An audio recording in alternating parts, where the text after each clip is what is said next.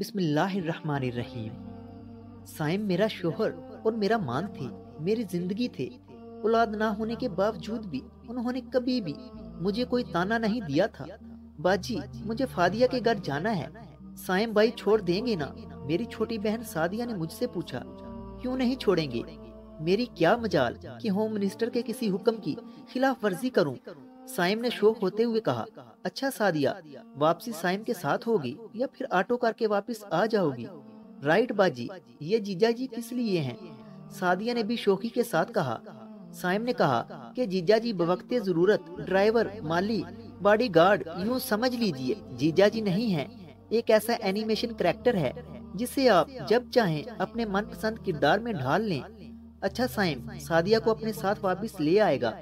मुझसे अम्मी ने एक दफा कहा भी था कि सादिया को साइम के साथ मत भेजा करो, ये मुनासिब नहीं है। मगर मैंने अम्मी को ये कहकर खामोश कर दिया था कि साइम बहुत ही मजबूत किरदार के मालिक हैं और हमारी सादिया भी माशाल्लाह समझदार है। साइम सादिया को ऐसे चाहते हैं जैसे कोई भाई अपनी सगी बहन को चाहता हो, बल्कि शायद इतना इत्मीनान सगे भाई पर भी नहीं किया जा सकता जितना मैं साइम पर करती हूँ। दिन यूं ही गुजरते रहे और साइम और सादिया के शौक जुमलों को सुनकर मैं भी बहुत मुहफिज होती थी और कभी कभी तो उनके दरमियान रेफरी का किरदार भी अदा करती थी। फिर जो कुछ हुआ उसका मैंने कभी ना सोचा था और ना ही मेरे वहमो गुमान में था। उस दिन लाइट नहीं थी और साइम अपना मोबाइल घर में छोड़कर बाहर गए हुए थे। मैंने वक्त पास करने के लिए वो मोबाइल उठा लिया और गाने सुनने के लिए ऑडियो लगा दी। फिर एक अजीब सी ऑडियो चल पड़ी। ये आवाज तो सादिया की थी। सादिया के अल्फाज थे या बम, मैं बता नहीं सकती। वो साइम से कह रही थी कि साइम, अब मैं आपके सिवा किसी से शादी नहीं कर सकती, मुझे आपसे मोहब्बत हो चुकी है। आगे की गुफ्तगू बता रही थी कि बात मेरे तसव्वुर से कहीं ज्यादा आगे जा चुकी है। सादिया प्रेग्नेंट हो चुकी थी। व्हाट्सएप पर देखा तो सारी चैट डिलीट थी। ये रिकॉर्डिंग शायद मोबाइल की गैलरी में डिलीट करना साइम भूल गया था। मेरे एतमाद को कैसे ठेस पहुंचाई इन लोगों ने। साइम जब घर में दाखिल हुआ तो मैंने ये ऑडियो उसके सामने रख दी। फिर साइम ने साफ लफ्जों में मुझसे कह दिया कि अच्छा हुआ तुम्हें पता चल गया, मैं भी कोई मुनासिब मौका देखकर तुम्हें बताने ही वाला था। देखो, मैं और सादिया एक दूसरे को चाहते हैं, एक दूसरे से प्यार करते हैं। अगर तुम उसकी बहन ना होती तो मैं कभी भी तुमको तलाक ना देता। साइम, क्या तुम मुझको तलाक दोगे? मैंने फटी फटी आंखों के साथ साइम से पूछा।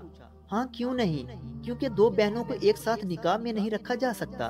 मैं फूट फूट कर रो पड़ी और अम्मी के घर आ गई। फिर मैंने सादिया से कहा, नागन भी साथ घर छोड़ देती है, तू कैसी नागिन है? तूने अपनी ही बहन की खुशियों को डस लिया, तूने तो मेरे सुहाग पर ही डाका डाल दिया। फिर जो जवाब उसने दिया वो सुनकर मेरे होश उड़ गए। बाजी, जो दिल चाहे कह लो, ये आंसू कुछ दिन में खुश हो जाएंगे। मैं और साइम कोशिश करेंगे कि आपकी किसी अच्छी जगह शादी हो जाए।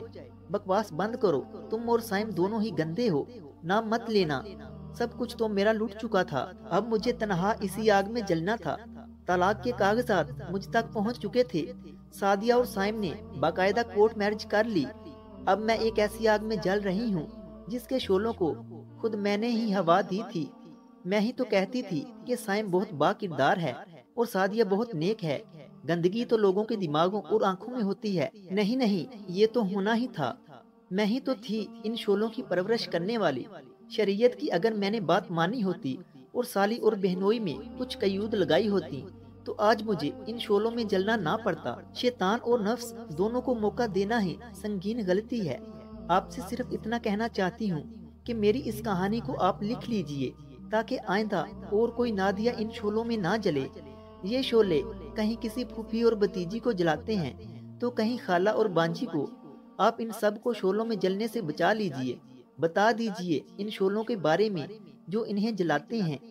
अगर वीडियो अच्छी लगी है तो इसे लाइक करें और मजीद ऐसी ही वीडियोस देखने के लिए हमारे चैनल इल्मी रूम को सब्सक्राइब करें। मिलते हैं अगली वीडियो में, तब तक के लिए अल्लाह हाफिज।